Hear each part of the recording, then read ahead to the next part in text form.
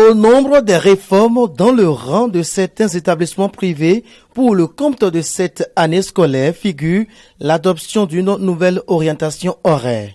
Elle consiste à commencer les cours la matinée à 7 heures et à terminer dans l'après-midi à 14h30 avec une légère pause à midi. Une décision que justifie l'abbé Crépin Maglo Akakouvi, directeur du collège catholique Père-au-Pierre, dont le collège a déjà mis en exécution cette réforme horaire.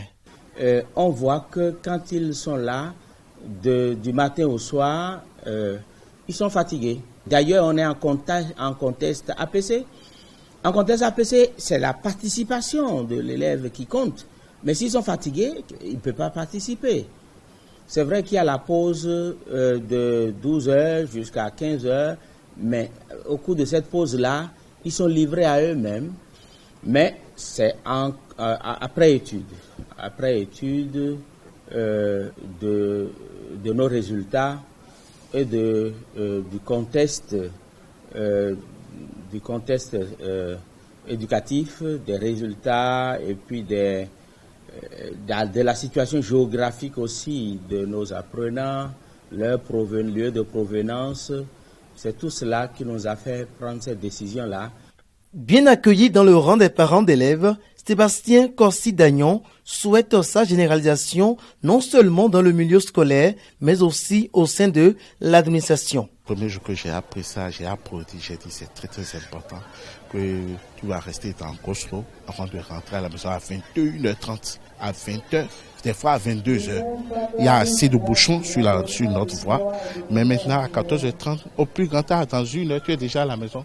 Tout le monde est libéré. Si tu as d'autres affaires, tu vas continuer à faire tes affaires personnelles. Je dis ça, si les autres collèges peuvent faire ça, ça me ferait beaucoup plaisir. Mais pas seulement pour les élèves, hein. Même dans notre administration aussi, si on peut arranger aussi. Bon, j'ai été en mission à Abuja, j'ai vu que vraiment les fonctionnaires sont à 14h30, à 15h, 14h30 à 15h.